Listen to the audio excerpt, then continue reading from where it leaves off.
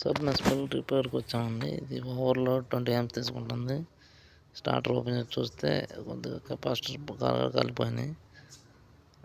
Motor తీసి లాగి చూసాం. మోటార్ మొత్తం మట్టిలో కూరుకుపోయింది. బాగా మొత్తం వైండింగ్ మొత్తం కాలిపోయిందని డౌట్ వచ్చి ఉప్పు తీసుకెళ్దాం. మోటార్ తీసుకెళ్ళి రిపేర్ కాడ ఓపెన్ చేయించాం. మొత్తం వైండింగ్ మొత్తం బ్లాక్‌గా మొత్తం కంప్లీట్‌గా బర్న్ అయిపోయింది. ఇంకా రీవైండింగ్ చేయాల్సిందని చెప్తే చేపిద్దాం ఓకే అన్నాం. రీవైండింగ్ చేపిస్తున్నాం. ఈ వైండింగ్ బాగా నీట్గా చేస్తారు మనం విజయవాడ ఆజ్ గారు.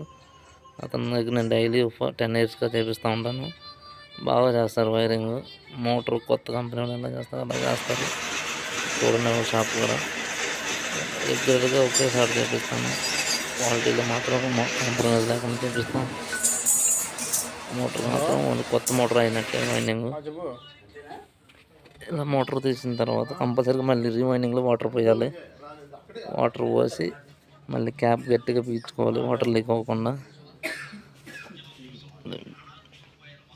మనం కింద మోటారు పైన పంప్ సెట్ కనెక్ట్ చేసుకోవాలి. హెచ్డి పైపు మళ్ళీ తర్వాత నిప్పులు గట్టిగా ఎక్కించుకోవాలి.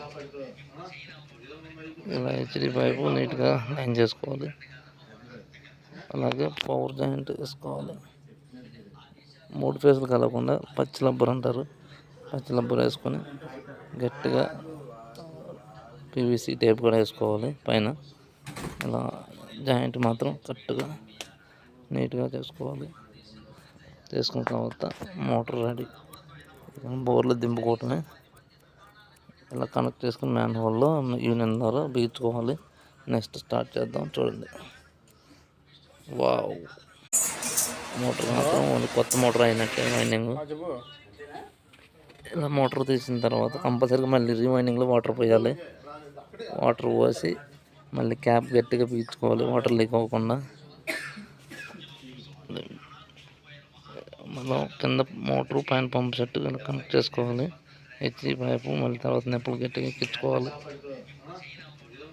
ఇలా హెచ్డి పైపు నీట్గా లైన్ చేసుకోవాలి. అలాగే పవర్ జాయింట్ వేసుకోవాలి. 3 ఫేజ్లు కలవకుండా పచ్చి రబ్బర్ అంటారు. పచ్చి రబ్బర్ వేసుకొని గట్టిగా పీవీసీ టేప్ కూడా వేసుకోవాలి పైన.